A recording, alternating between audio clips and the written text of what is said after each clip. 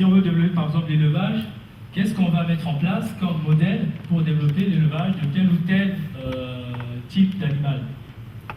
Et donc, on a besoin des ingénieurs, des techniciens dans le domaine de la conception, de concevoir un modèle agro-pastoral.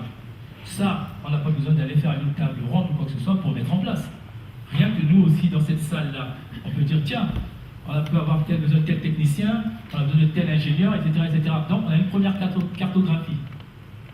Une fois qu'on a conçu notre modèle, il faut la mettre en œuvre. Donc, on a besoin, par exemple, de quoi? D'agriculteurs. Donc, autour des agriculteurs, on n'a pas simplement besoin de ces agriculteurs qui travaillent la terre, mais on a peut-être besoin aussi de mécaniciens, etc., pour entretenir les machines agricoles, etc. Donc, là, on crée encore des métiers. Une fois qu'on a commencé à produire, il faut distribuer. Donc, ça veut dire qu'il faut des chauffeurs pour aller transporter les produits, il faut des transporteurs, il faut des manutentionnaires, etc. Donc, ce sont des métiers qu'on peut créer. Il faut des qualiticiens, c'est ça, pour vérifier ce qui a été produit. Ce sont des métiers qui peuvent être créés. Jusque-là, je suis seulement dans le verbe nourrir.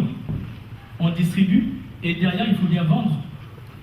Donc, il faut des commerçants, il faut des gens pour contrôler ce qui est vendu, etc. Donc, rien qu'autour du verbe nourrir, on se rend compte que on a créé pas mal de métiers. C'est tout. Et faisons la même chose sur le verbe instruire, faisons la même chose sur le verbe soigner, faisons la même chose sur le verbe loger, faisons la même chose, le même exercice sur le verbe vêtir. Et on se rendra compte que on arrive à trouver du travail à chaque centrafricain. Hein? Est-ce compliqué? Et là, je vous assure, si aujourd'hui on se décide, là on est vendredi, je ne sais plus combien, on se décide, on appelle le chef, on dit, on pose une semaine de congé, on reste dans cette salle, on réfléchit autour de ces items-là, vendredi prochain, on aura déjà créé tous les métiers nécessaires pour le pays. En tout cas, autour de ces verbes-là, soyons modestes. Hein? Donc, voilà, ça c'est déjà une feuille de route. Une feuille de route qu'une fois qu'on l'a produit, on peut envoyer à nos politiques. Parce que généralement, ils nous proposent des programmes dans lesquels vous ne trouverez jamais cette réflexion-là.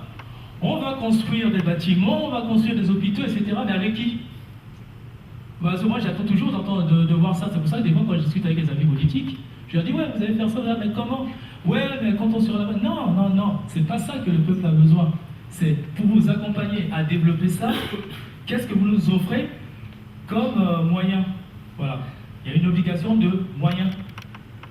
Eux, après, au bout de leurs 5 ans de mandature, ils auront une obligation de résultat, mais en attendant, le peuple qui vit, il y a une obligation de moyens pour savoir comment on peut vous accompagner pour réaliser vos programmes. Et jamais, mais jamais vous prenez chaque programme politique, vous trouverez cette réflexion-là. Il reste dans le global. Alors, à nous maintenant de réfléchir sur ça et de leur proposer. C'est ça le rôle de la simple réflexion. Parce que eux, c'est normal, ils sont dans leur rôle de politique. Ils réfléchissent sur une politique globale.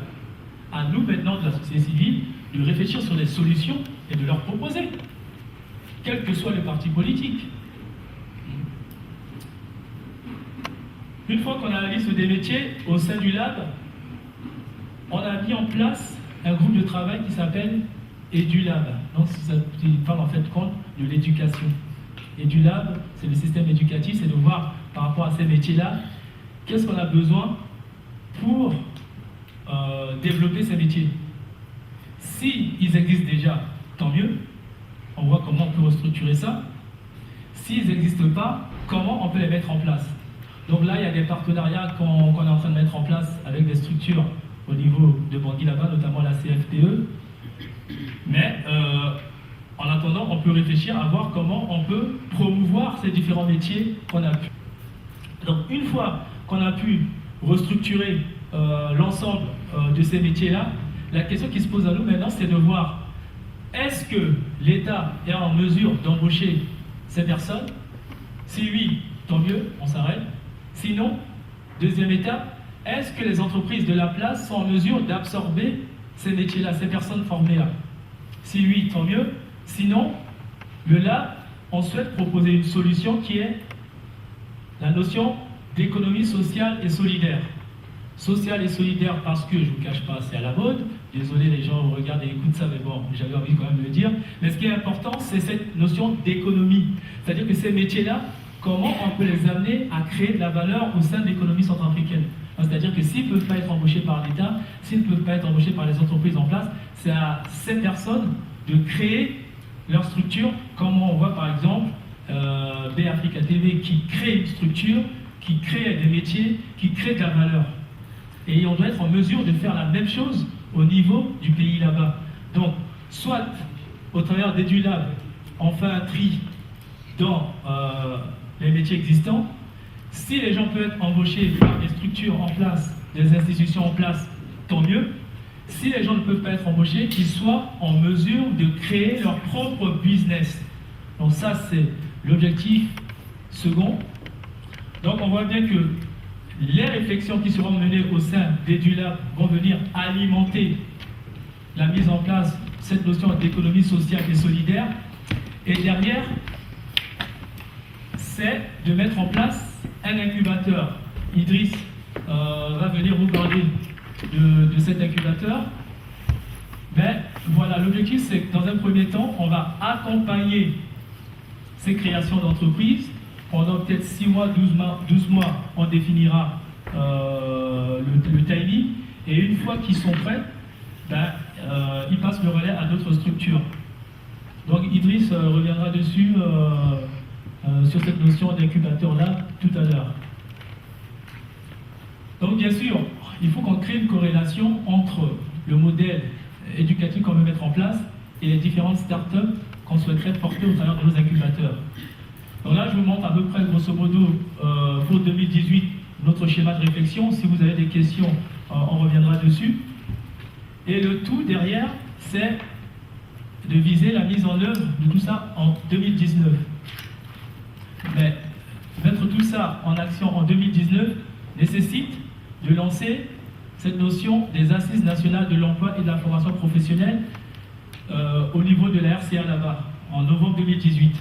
On a la chance que l'UCA, qui est représenté ici par M. Futso, a déjà mis ça en place au niveau du Congo-Brazzaville.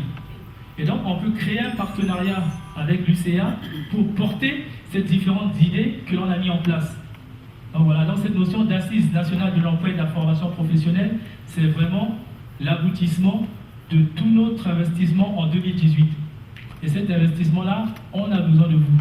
Parce que vous voyez que même si on est un peu ambitieux et confiant, c'est assez, la tâche est assez colossale.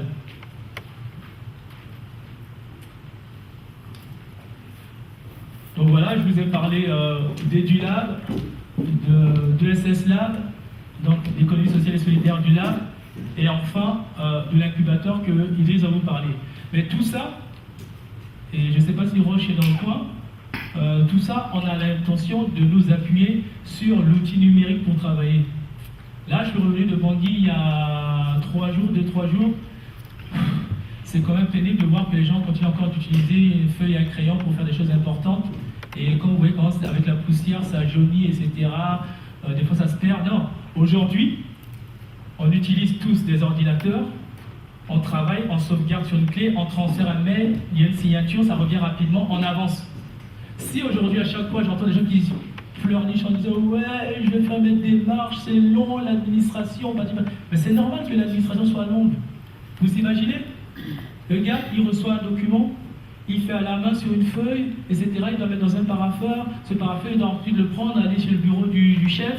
Si le chef est disponible, et ouais, dépose ça sur mon bureau. Après, le chef fait autre chose et il finit par signer. Après, ça va revenir, etc., etc. Non. Si les gens travaillent, ils saisissent, ils envoient par mail et rapidement le document revient signé. Donc nous devons nous appuyer sur les outils du numérique, comme on voit ici en France, qui travaillent encore de manière archaïque sur un papier. Personne. Hein? Quoique moi je travaille encore un peu sur le papier, et puis tout à l'heure, Igor a amené sa tablette, et il m'a dit Cyrus, on fait un enregistrement, c'est plus simple. Mais bon, bref, il faut qu'on utilise tout ce qui est numérique pour appuyer les projets de développement au pays. J'étais assez content d'entendre parler du développement de la fibre optique. Ben, j'espère que ce projet va aboutir, parce qu'effectivement, c'est déjà un premier pas pour qu'on puisse avancer dans ce domaine. Merci. Voilà, c'est du numérique, hein.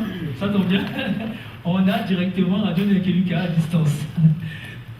Donc voilà, donc EduLab travaille avec ESS Lab pour élaborer la cartographie des métiers et mettre en place un concept basé sur les métiers techniques opérationnels à court terme. Le pays n'a pas besoin de bac plus 5.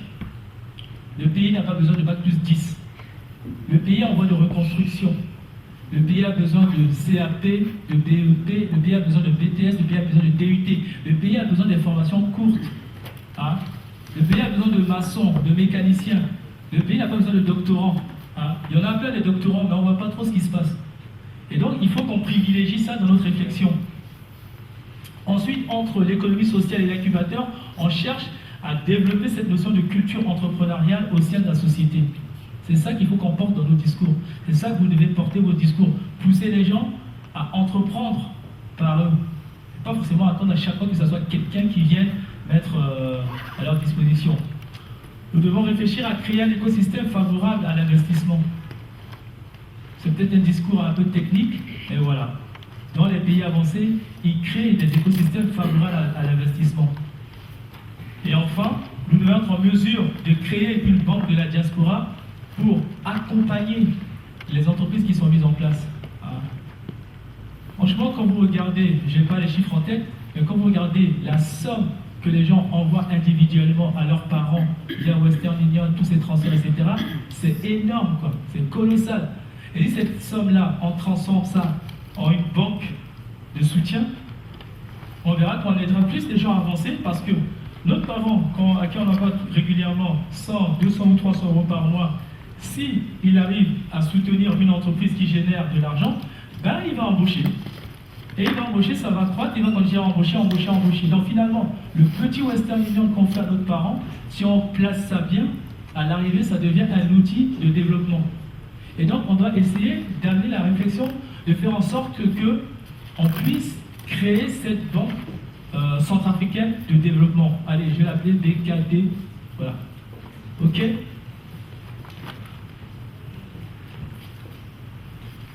Donc, je vous ai parlé d'EduLab. Réfléchir sur la formation professionnelle et l'apprentissage au cœur de l'emploi en RCA. Faire une cartographie des métiers. Répondre aux défis de l'apprentissage en RCA via le développement des métiers techniques, CAP, BEP, BTS, DUT, et créer des partenariats, notamment aujourd'hui, on essaie de mettre en place un partenariat avec la CFPE. Donc j'ai rencontré le DG la semaine dernière, qui est disposé à créer un partenariat avec nous. Donc il avait dit qu'il allait mettre en place une équipe dédiée. Donc on lui a proposé notre support, je ne l'ai pas ici, je vous montrerai à l'occasion. On a fait un document projet d'une vingtaine de pages à peu près, sur lesquels il a trouvé intéressant, qu'il va diffuser à ses collaborateurs pour qu'ils puissent s'imprégner de notre idéologie et voir comment on peut avancer avec eux. Donc, vous voyez, je l'ai mis en vert. Rejoignez-nous pour réfléchir sur ce concept de système éducatif lié à ces métiers professionnels, socio-professionnels. Le deuxième point, je vous ai parlé de l'économie sociale et solidaire. Comment on peut réfléchir à être un vecteur de transformation sociale, c'est-à-dire de créer un équilibre entre l'économique et le social, de faire en sorte que les gens puissent générer de la valeur, générer des ressources, mais en même temps que ça puisse apporter un plus à la société. C'est pas simplement de générer du fric, de faire du business, mais de voir comment ce développement puisse apporter une transformation sociale effective. Notre objectif, c'est également de proposer une alternative aux défis qui sont multiples à cause des différentes crises que l'on a. On a une crise économique, on a une crise sociale, on a des crises environnementales et on a des crises morales. J'aimerais m'arrêter sur la crise environnementale. On ne s'en rend pas compte, mais le pays est en train de se détruire à une vitesse grand V. Vous allez dans les zones où il y a du bois, si vous prenez de la hauteur, vous allez voir un vide total. Moi, je me rappelle à l'époque, quand j'étais au lycée d'Ouganda et qu'on voyait les camions passer, vous avez des grosses tronçons, un seul tronçon sur un camion belge. Genre, je ne sais pas si qu'on appelle ça, les gros 19, 24, c'est ça. Avant, c'était un tronçon qui passait. Aujourd'hui, sur le même véhicule, vous en avez 4. C'est pour vous dire qu'on a déjà perdu quasiment tous nos grands bois. C'est triste, hein. On ne se rend pas compte de cette problématique environnementale. Le désert est en train de progresser petit à petit en RCA. Heureusement qu'on est à côté de l'équateur. Je ne suis pas fort en géographie, mais je pense que le fait qu'on soit à côté de l'équateur nous préserve un peu. Mais si on était un peu éloigné de ça, la RCA serait déjà un désert. Et donc on peut réfléchir justement au modèle agricole qui est approprié à notre pays. Donc je parlais tout à l'heure de cette notion d'ingénieur de la conception. D'un point de vue moral, on a un souci. D'un point de vue moral, on a un vrai souci. Et nous tous qui sommes dans la salle, nous sommes concernés. Parce que, autant, moi je comprends que ceux qui sont au pays là-bas n'ont pas forcément les médias, tout ça, pour pouvoir voir comment les choses sont gérées autour d'elles, mais toutes les personnes qui quittent le pays pour rentrer travailler, ils tombent encore dans le système. Et je ne comprends pas. On en parle entre nous ici, et une fois que la personne se retrouve en poste de responsabilité, refait les mêmes choses, voire même pire que ceux qui sont là-bas. Après, on est là à se taper la poitrine en disant « Ouais, mais là-bas, c'est des voleurs, etc. » Alors que nous-mêmes, quand on rentre, au lieu d'apporter cette notion de morale, je ne juge personne, hein, mais c'est un constat. Donc, il y a peut-être un travail à faire sur ça. Peut-être qu'on ne se pose pas assez les bonnes questions, et il faut qu'on réfléchisse également sur comment associer l'enrichissement personnel. Donc, on revient à l'économie, et également le social. C'est-à-dire que je développe d'un point de vue économique, mais d'un point de vue moral, que je fasse en sorte que dans la société, ceux qui m'entourent puissent également jouir du bien collectif. Et ça également, ça doit être un pilier de nos réflexions. On a tendance à l'oublier. Donc créer des structures légères, proches des acteurs locaux, réfléchir à comment renforcer les politiques de développement local, voilà. Et dans cette notion d'économie sociale et solidaire, il y a 3 points essentiels qui nous intéressent, parce que, je le répète, on essaie de joindre l'économie et le social. Le premier, c'est de développer les coopératives, d'encourager les gens à travailler ensemble. C'est déjà la notion du vivre ensemble. C'est de développer les mutuelles, notamment pour nos parents qui sont en province, qui sont en mesure, en fonction de leurs revenus, de répondre à leurs différents besoins physiologiques. Chacun d'entre nous ici aujourd'hui a une mutuelle en complément de la sécurité sociale. Et donc l'idée, c'est également de voir comment, au niveau du pays là-bas, les gens puissent avoir leur mutuelle, qui puisse les aider à les appuyer dans leur activité. Après, il y a cette notion de fondation. Pourquoi cette notion de fondation? Je mets l'accent dessus parce que nous, les Centrafricains en particulier, et moi je m'y mets dedans, on est champions des associations. On se retrouve et rapidement on monte une association. Mais pour faire quoi? Parce que généralement, prenez le temps et attendez 6 mois, et vous allez voir ce que fait cette association-là. Alors que si on arrive à créer des fondations et disposer des fonds solides, parce que faire une fondation, c'est pas juste on crée une association, on va s'enregistrer, puis non. Derrière, il y a un ensemble de normes qu'il faut respecter. Et si vous ne les faites pas, vous êtes poursuivi par la loi. Donc ça nous oblige à un peu plus de rigueur. Et à ce moment-là, si on veut vraiment créer une fondation, on est obligé derrière de mettre en œuvre les objets de cette fondation. Donc il va falloir qu'on puisse faire évoluer notre réflexion. C'est pour ça qu'on revient encore à cette notion de paradigme-là, de faire évoluer les choses entre ce que l'on voyait hier et ce que l'on souhaiterait faire maintenant pour demain. Donc voilà, donc, sur cette notion d'économie sociale, il y a ces 3 points sur lesquels nous aimerons apporter notre réflexion. La création des coopératives, la création des mutuelles et un accent sur cette notion de fondation. Vous voyez qu'en faisant ça, cette notion de solidarité ressort. Et on est vecteur de transformation sociale parce qu'on apporte également notre contribution dans cette notion de paix et développement. Parce que tout le monde parle de la paix. Mais la paix, ça ne sort pas comme ça, comme une plante, comme une graine qu'on plante et puis qui pousse. Il faut qu'on crée les conditions, l'écosystème nécessaire pour qu'il y ait cette paix-là. Les gens, ils font faire des beaux discours, on cherche la paix, on fait la paix, etc. Mais comment ils font la paix? En faisant des réunions systématiques? Moi, en tout cas, ça ne me convainc pas. Mais si effectivement on essaie de créer un moyen pour que les gens puissent subvenir à leurs besoins, mais également d'un point de vue sociétal, on est créateur de développement, mais également créateur de paix. Alors rejoignez-nous, je le répète. Enfin, le dernier point, cette notion d'incubateur, qui est un enjeu social, la mise en place d'un environnement favorable aux entreprises, des projets d'entreprise dans leur phase initiale. J'insiste pas dessus parce que Idriss va venir en parler. Donc voilà. Donc là, on essaie d'identifier des sites pilotes. Lors des échanges que j'ai eu à Bangui là-bas, j'ai eu des propositions. La CFPE m'a dit qu'ils sont en train de mettre en place un incubateur.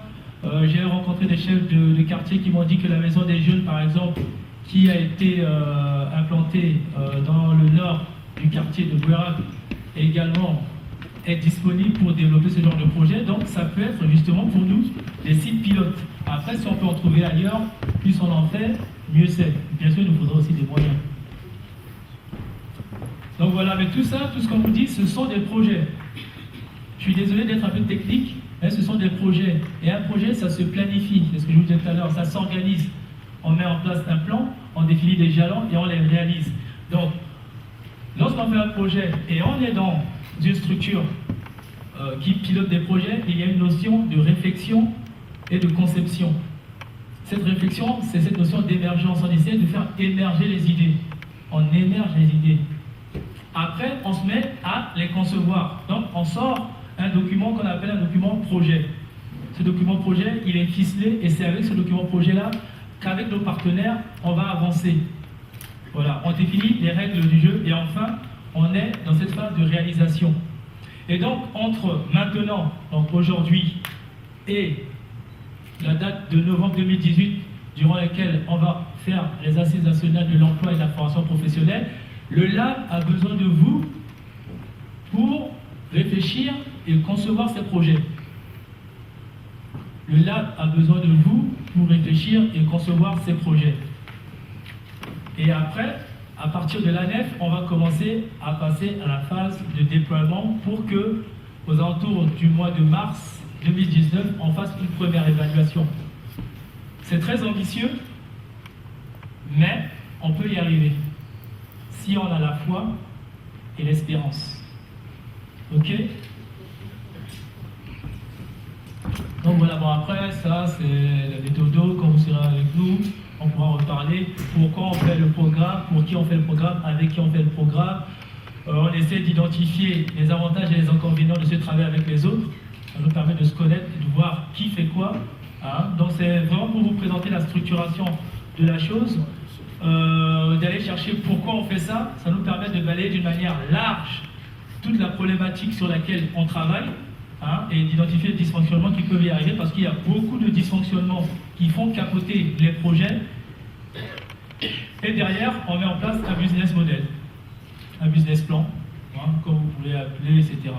Juste un seul document dans lequel on définit l'ensemble de notre projet. Voilà. Et avec ça, on va aller chercher les partenaires, on va aller en discuter, etc. On n'a pas besoin de prendre un bouquin de 200, 300 pages parce que moi, quand un document dépasse 50 pages, je ne le lis plus.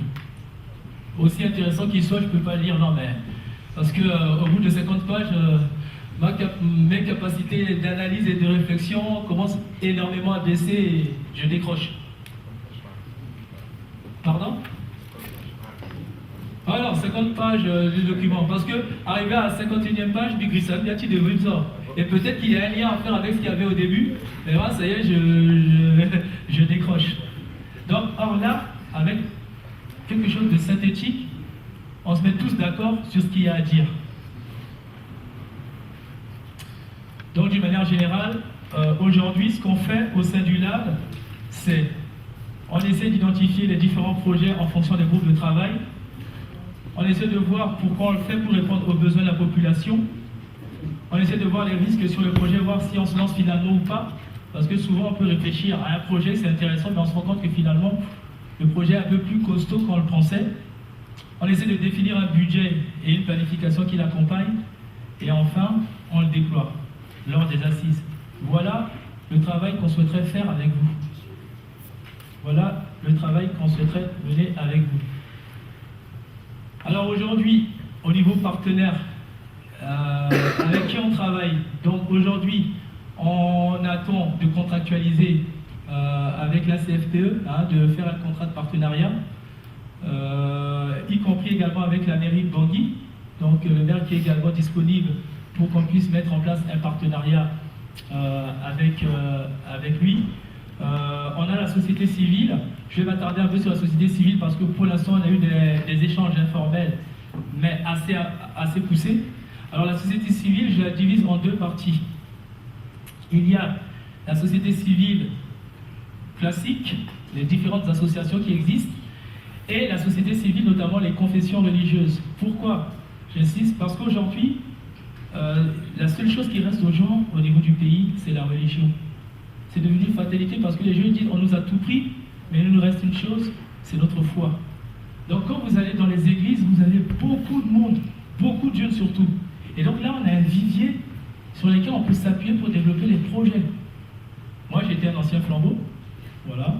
Et je me rappelle que quand j'allais à l'Orient, on avait deux phases. Il y avait une première phase où on faisait l'instruction religieuse, et il y avait une deuxième phase dans laquelle on faisait l'instruction civique. Et donc, la question c'était de savoir si, lors des phases d'instruction civique, on ne pouvait pas leur apporter cette notion, ce concept qu'on a développé au sein du lab. Par exemple, cette notion d'entrepreneuriat. Une fois qu'on a fini de chanter, de prier, etc., bon, mais on reprend le business. Il faut générer de la valeur. Ok? Donc ça, il y a une cible qui est là, cette société civile. Et donc, j'ai rencontré l'un des responsables de l'Union fraternelle des églises baptistes qui pèse assez fortement dans le paysage ecclésial et religieux au niveau du pays là-bas, qui est partant pour le projet, qui est prêt à nous soutenir et qui nous a même dédié un des pasteurs pour nous appuyer dans ce projet. On a pris contact également au niveau de l'église catholique, donc avec l'archevêque, le cardinal maintenant, qui est également prêt. Là, je ne suis pas reparti le voir parce qu'on n'avait pas encore suffisamment de matière. Et ce qui nous manque aujourd'hui, hélas, si vous avez des contacts, ça m'arrangerait bien, c'est au niveau de la confession musulmane, comment on peut entrer en contact avec les différents groupes de jeunes qui sont là-bas pour voir effectivement comment on peut également les intégrer dans le programme. Donc voilà. Et la deuxième chose, ce sont les associations. Donc là, vous pouvez vous balader dans n'importe quel quartier de Bangui, dans n'importe quelle rue, vous trouverez une association. Donc l'objectif maintenant, c'est d'entrer en contact avec eux pour voir comment on peut leur proposer ce concept et ensemble avec eux, pouvoir travailler. Après, on a le JK et le NPC qui constituent le patronat, pour voir avec eux comment ils peuvent nous accompagner dans ce projet. On a les médias, ben voilà, Africa TV, Bangui TV, Bangui Wood, tous ces médias-là, pour comment travailler avec eux pour, dans un premier temps, les promouvoir, montrer déjà que voilà, les Centrafricains sont en mesure de faire quelque chose, pas forcément les médias généralistes, mais ces startups de médias qui sont en train de monter, et comment on peut mettre ça en place. Et derrière, bon, je ne vais pas m'intéresser sur les médias, je laisse, sinon je vais donner mes pensées. L'autre sujet, ce sont les banques. Au niveau des banques, donc j'ai rencontré le DG de la CBCA qui est intéressé par le projet, sauf que la CBCA s'intéresse aux grands comptes, ce qui est normal. Mais il nous a conseillé des banques comme le Crédit Mutuel ou alors l'autre Sophia, c'est ça? Sophia Crédit. Voilà, ce sont des banques qui ont pour cible justement le secteur informel sur lequel on souhaiterait travailler. Et donc, à nous de voir comment on peut créer un partenariat avec ces banques-là. Et enfin, on a les autorités publiques, ce sont nos autorités de tutelle. Donc forcément, à un moment donné, il faudrait qu'on aille causer avec eux. Et le plus important, ce sont vous. C'est nous, les Centrafricains, qui sont établis à l'étranger. Comment on peut faire ce transfert de compétences vers le pays. Donc voilà. Alors, pour finir, les référentiels. Alors, dommage, je ne les ai pas amenés parce que ce sont des bouquins assez lourds. Hein. Je me suis déboîté l'épaule à force de les porter, c'est pour ça que je ne les ai pas amenés. Mais si vous êtes intéressé par la gestion des projets, et notamment sur ce qu'on est en train de faire, tout ce que je vous ai présenté ici nous nous sommes inspirés de ces documents-là, c'est déjà, le premier, c'est le guide du corpus de connaissances en management de projet. Parce que beaucoup de gens dans la salle ici, y compris moi, ont tendance à dire je suis chef de projet. Mais après, maintenant, quand on va commencer à faire le projet, etc., on n'est pas forcément chef de projet, on est réalisateur d'un projet. Parce que ce n'est pas la même chose. On a parlé tout à l'heure d'évaluer ce qu'on met en place. Donc les différentes politiques publiques sur lesquelles on peut travailler, il faut y réfléchir dessus. Donc il y a un bouquin qui est intéressant, il est un peu épais, les nouveaux tableaux de bord des managers. Vous êtes des managers, puisque vous allez encadrer des gens là-bas. Et enfin, il faut évaluer les différentes politiques publiques que l'on met en place, pour voir si effectivement ça répond aux besoins de la population. Donc voilà brièvement ce que je voulais vous présenter au niveau du lab. Les questions, je sais ça passe aux questions. Marie-Noël, c'est bon. Si vous avez des questions, vous avez la parole. Merci.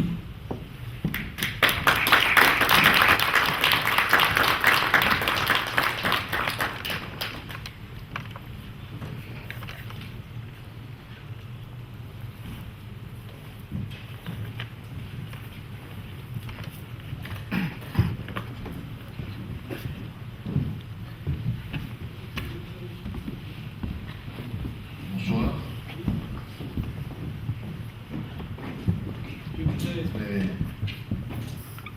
J'ai été séduit par la brillante présentation de notre frère Cyrus, mais je suis quand même resté sur ma faim. Enfin, pourquoi? Parce qu'en ce moment, RCA, ce sont les ONG qui sont les véritables gestionnaires du pays. Tout ce qui se fait, tous les appels d'offres que l'on voit dans les journaux et autres, sont initiés par les ONG. Et ce que Cyrus vient de nous démontrer, si on le suit, ce serait le lab RCA qui rentrera aussi dans ce circuit-là. Il essaiera de toucher les différents aspects du pays par les différents projets qu'il a élaborés. Donc on rentre dans un circuit qui, à la longue, ne serait pas bon pour le pays. Pourquoi? Pour moi, un think tank comme le Lab doit être le moteur d'une vision. Il faudrait qu'il y ait une politique claire. Il s'est basé sur les 5 verbes du message. Ok.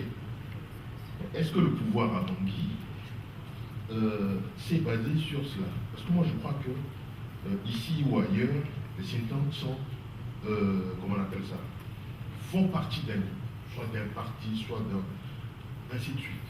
Moi je crois que la RCA étant un pays failli, il faudrait que quelqu'un puisse porter ce type de projet. Il a une vision et cette vision-là est articulée par les projets qui sont faits par le lab. Par exemple, le lab RCA. Mais si nous avons toutes ces idées, nous les emmenons, tous ces projets, ceux qui sont en place n'auront pas cette capacité à supporter et à mettre en œuvre. C'est pas au lab, c'est pas aux techniciens de faire le boulot du politique. Le politique doit d'abord donner la vision et les autres accompagner. Ça c'est d'un. De deux, dans ce que tu as dit, à la langue, le technicien, l'expert, le machin, a pris la place du politique. Donc c'est lui qui fait le boulot. Non. Non, à un moment donné, il faudrait qu'on arrête ce genre de choses. Les idées sont brillantes, mais il faudrait que le politique définisse ce qu'il veut pour le pays. Dans 1 an, dans 10 ans, dans 15 ans. Là, si on fait au mois de novembre, cette assise nationale, c'est pas dans le projet du gouvernement. on va le faire, ok. Mais la suite serait quoi? C'est pas parce que la FCPE a donné son accord ou tel organisme. Non. Il faudrait qu'on mette les pieds sur terre, qu'on revoie, qu'on soit plus ou moins, comment on appelle ça, qu'on soit conséquent avec notre pays. Notre pays n'est pas comme les autres pays. Hein?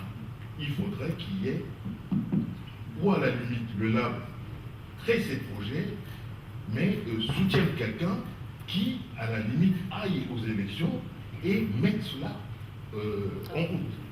Moi, je suis de la vieille école.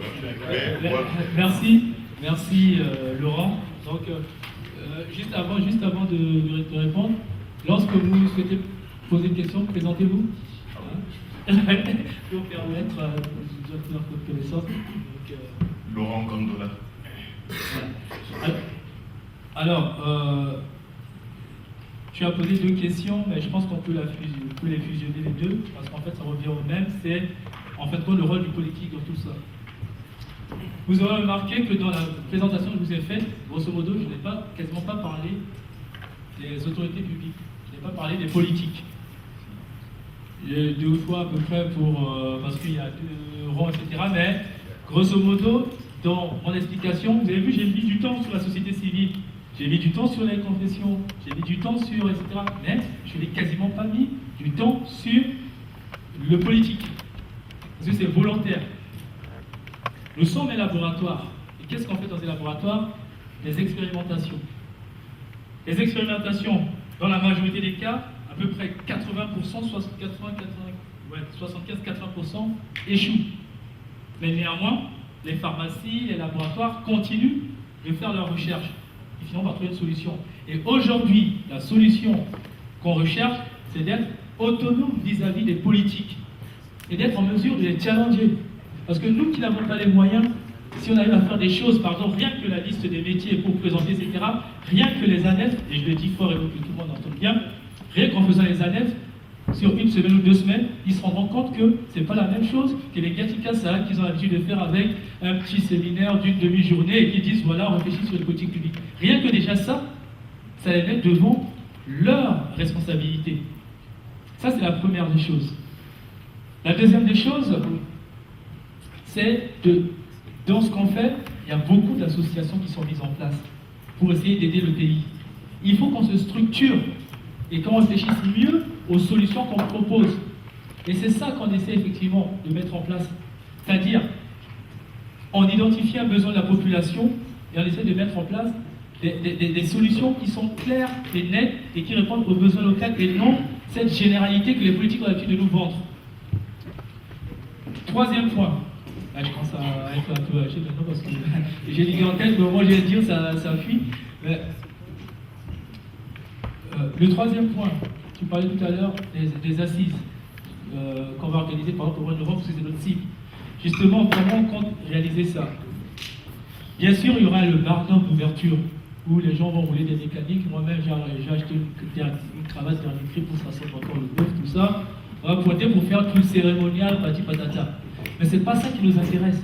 Parce que ces assises, on va les faire sur 1 ou 2 semaines et on ira organiser ça au plus près de la population. On ira faire des ateliers dans les arrondissements, dans les quartiers.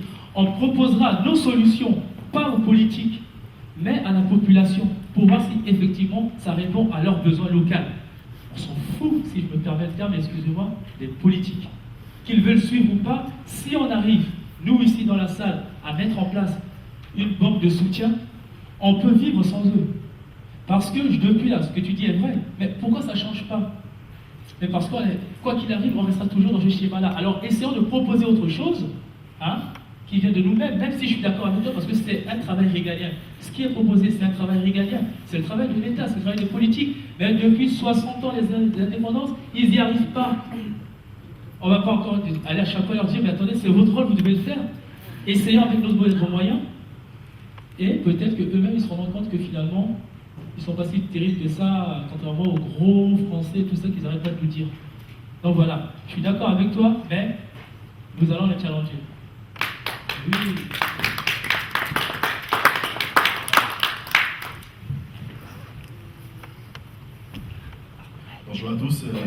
développer Sheila?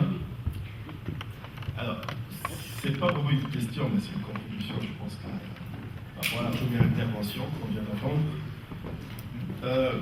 Je pense qu'il faut distinguer alors le politique et l'État. Et dans cette réflexion que vous menez et les actions qui vont être mises en œuvre en Centrafrique, on ne peut pas complètement être indépendant de l'État.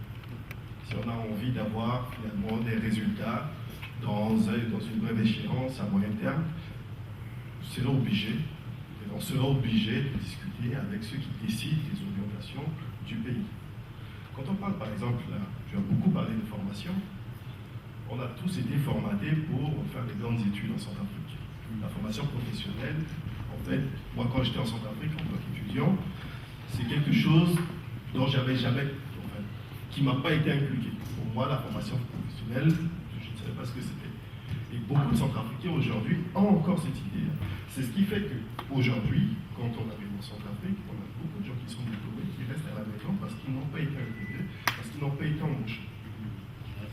La proposition que vous faites aujourd'hui résout en partie ce problème-là, mais il faudrait que l'État s'y associe pour que les gens, quand ils vont à l'école, qu'ils apprennent qu'ils peuvent faire de grandes études et ils peuvent aussi faire des formations professionnelles pour exister, pour subvenir à leurs besoins. Ça, c'est très important. Le politique, une fois qu'une idée émerge, les politiques, ils sont saisis. Dès lors que ça fait du bruit, dès lors qu'une idée est recueillie positivement par la population, les politiques sont saisis. Donc il n'y a pas besoin de faire la danse du ventre de la politique aujourd'hui, mais il ne faut pas non plus confondre politique et État et les administrations publiques. Alors, dans les partenariats que tu as cités tout à l'heure, tu as omis par exemple le ministère de l'Enseignement supérieur et de la formation professionnelle. Il me semble que c'est un partenaire essentiel dans, par exemple, l'organisation de ces assises qui seront mises en œuvre prochainement. Merci. Merci Wilfrido. Pour tout ce que tu as développé, je suis d'accord avec toi. Et donc le dernier point sur les partenaires, je te montrerai le document projet, mais le ministère en question est également concerné. Donc il fait partie également de ces partenaires-là, parce que là, je n'ai pas listé tout le monde, mais il y a quasiment l'ensemble des entités concernées.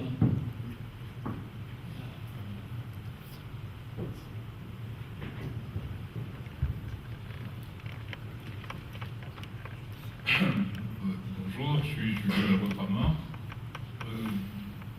J'ai bien écouté ce que Cyrus nous a présenté. J'ai quelques soucis avec cette présentation. Et il y a une question que je me suis toujours posée. Là où la colonisation a bien réussi, c'est que même notre structure mentale est construite de telle sorte qu'on estime qu'au pays, les gens ne savent rien faire et que c'est nous qui sommes venus ici, on a appris et on va leur apporter quelque chose. Donc toute la présentation qu'a fait Cyrus, c'est qu'on va à Bangui pour apporter des choses à des gens qui apparemment ne connaissent rien.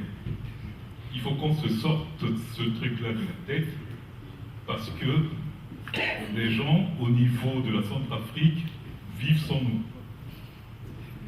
Ils ont leurs activités, ils produisent, ils mangent, ils gagnent de l'argent, ils se forment, mais au niveau de Bangui, avec les moyens qu'ils ont.